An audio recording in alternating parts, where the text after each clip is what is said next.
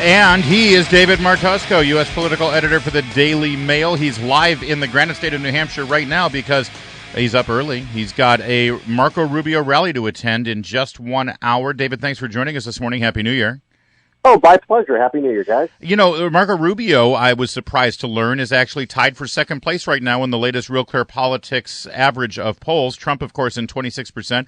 Rubio, Cruz, Christie all sitting in second place. Does Marco Rubio think that he has a shot at making some headway there in Florida?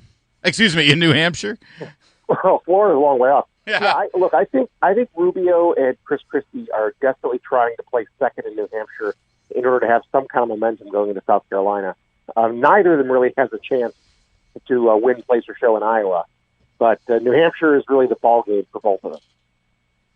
And what do you expect to hear today at the rally? What's been, Rubio's message lately? Is he still focusing on national security issues?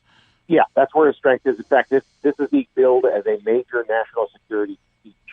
God knows why he's doing it, between 7:30 and 8 in the morning. I guess he's desperately trying to seize the news cycle before Bill Clinton hits the trail, which is where I'll be over lunch. Yeah. And in the next 2 days, tonight and tomorrow, you've got two more Trump rallies today, one in Massachusetts and one in New Hampshire. So I've got my work cut out for me. Yeah. But if Rubio wants to seize any of the oxygen, I guess he has to preempt everybody and try to get the news cycle this morning. Before we move on to Iowa, I want to talk just briefly. You say you're going to see Bill Clinton, who's on the campaign trail for Hillary, and then you're going to see Donald Trump tonight. Donald Trump has made an issue or is threatening to make an issue of Bill Clinton and his womanizing on the campaign trail, and it all has to do with Bill Clinton and the things he's done in the past, and it sort of negates the argument that Hillary is for women. Well, yeah, that's true, and I think everybody, even some of the sort of liberal columnists who write about these things, everybody sort of agrees now that it's fair game. And, from my point of view, I look at this and I say it's irretrievably stupid to put Bill Clinton on the campaign trail now. I mean, she's leading by double digits everywhere. She didn't need that. It opens up the possibility for a liability, and she really, I think, should have kept it on ice until, after she set up the nomination. All right, now let's talk about Iowa, because you've spent some time, going across the plains of Iowa. It looks, if you look at the polls, it looks like it's going to be a good caucus for Ted Cruz. But then we hear that Donald Trump's going to spend a ton of money in advertising between now and the Iowa caucus.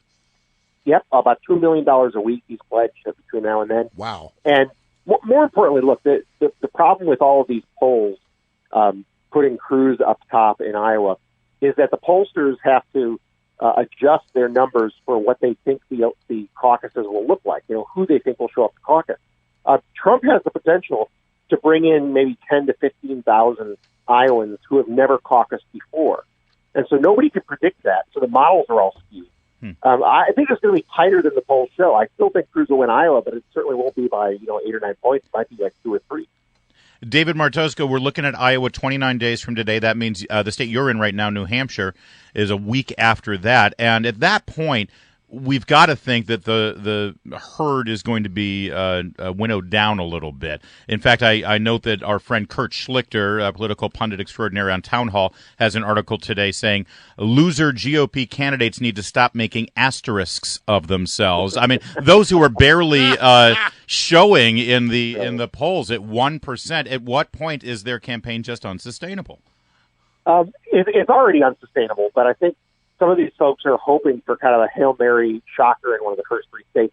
You have to remember that everything we know right now about who's supposed to win these states is based on December polling. And if December polling was indicative of anything, Newt Gingrich would have been president. Hillary Clinton would be in her second term right now. Yeah. We remember at this point 4 years ago, Rick Santorum in Iowa was in 6th or 7th place with 3%. He wound up winning the caucus a month later. So these folks are hoping for a Hail Mary, but I think after South Carolina, we're going to be down to maybe 5 candidates. And I think that the last straggler there will be Jeb Bush, and he's determined to stick it around at least until Florida. Meanwhile, if I can circle back to Bill Clinton there in New Hampshire, you make the point, why bring him out now? Wait until you really need the big guns.